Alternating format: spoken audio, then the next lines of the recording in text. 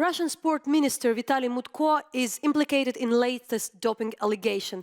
There was a very recent ARD, German public television channel, documentary Showdown on Russia, which explained that Vitaliy Mutko had been before involved in doping scandals with the doping scandals connected to the football team. Also, this documentary shows that two coaches who had been disqualified for their lifetime are still working with the Russian sportsmen.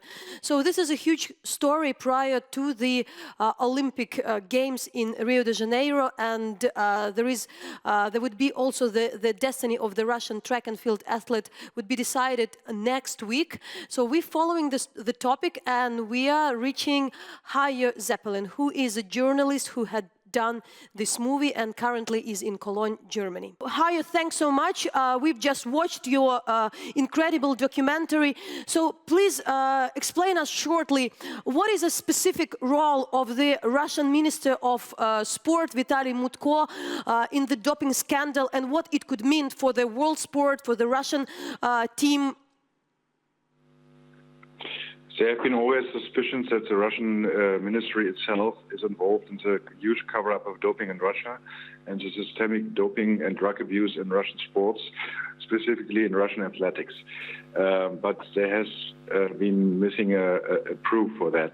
And now we come at least the evidence a little bit closer, because we are in possession of an email showing a correspondence between the ministry and the doping control lab in Moscow.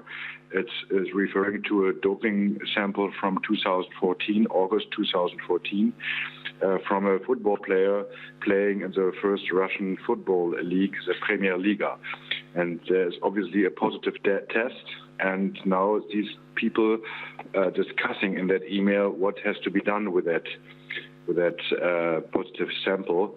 And then the question comes, we should ask VL what is his take on that, and then they can decide how to proceed with it. And VL are the initials of the first name and the father's name of Vitaliy Leontovich Mutko.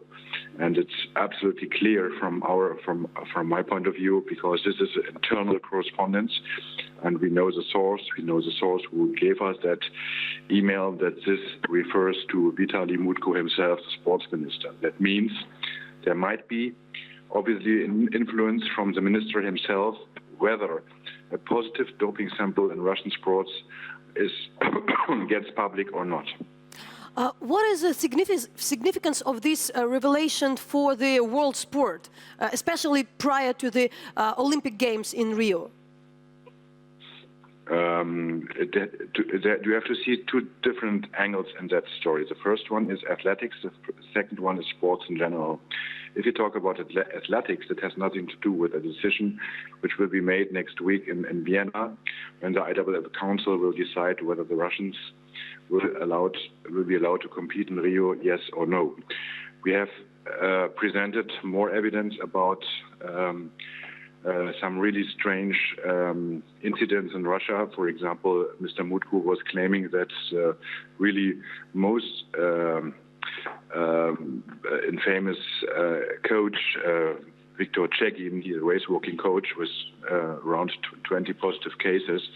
He has a lifetime ban, and Mr. Mutko was claiming that this person is not working anymore in Russian sports at all. He's not allowed to do that. He did not do it the last couple of months, and he will not do.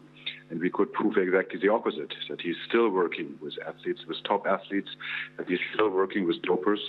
Obviously, nothing has changed, and that might influence a decision by the IAAF Council next week in Vienna, because if the Russians don't follow the rules, then they are not allowed, at least from a theoretical point of view, at least if you take the basics of the preconditions for that decision, you cannot allow them to compete in Rio. So I think the chances for the Russians that the suspension will be lifted are getting smaller and smaller.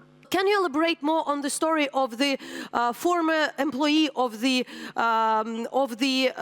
anti-doping committee, which had passed away in February? What also this story can tell to us?